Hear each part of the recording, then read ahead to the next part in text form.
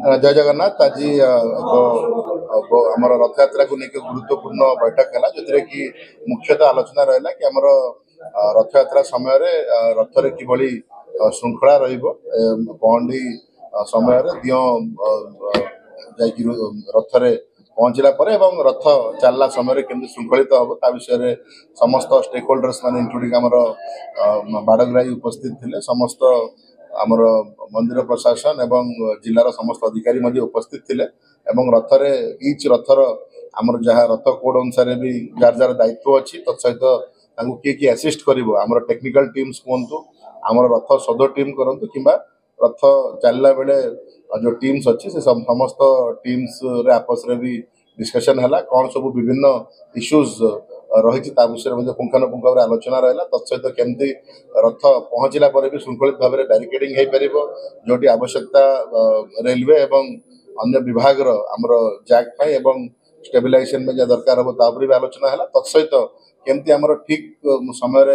रथ चली पार ताकू लेकिन कौन सब डिसिप्लिन रही अच्छी रथ ठीक समय शोध रही अच्छी रथ रे जार आवश्यकता रही केमती रही अन्य समस्ते केमती रथ रे चढ़े जी भी उपस्थित थे केमती शोध कर विशेषतः आलोचना करागला से भी समस्त सहयोग कामना करागला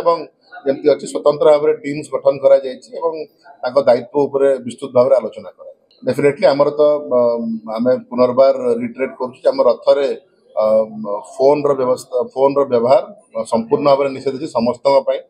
विशेष गुरुत्व दि जाऊँ जेहेतु पहंडी रथ एवं रथ चलला बेले श्रृंखला 100% गुरुत्वपूर्ण यहाँ सब गुरुत्वपूर्ण विषय भी रही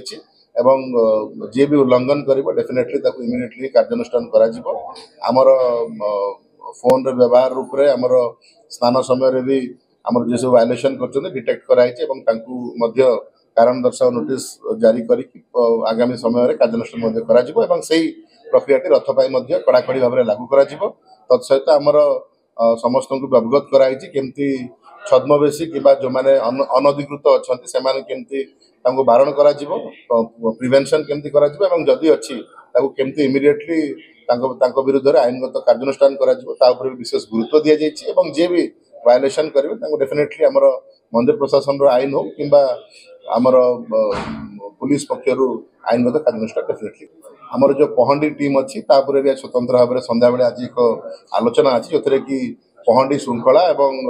से जो आम समस्त टीम गुड़िक गठन होमर इंक्लूडिंग आमर कौन सब पहंडी रे कड़न रमिति भितर जो मैंने संपृक्त सेवायत मैंने श्रृंखलित भाव में केमती पहंडी हो पार भी पुनर्बार आज संध्या इवनिंग 5 o'clock पुंखानुपुंख भाव में आलोचना करा।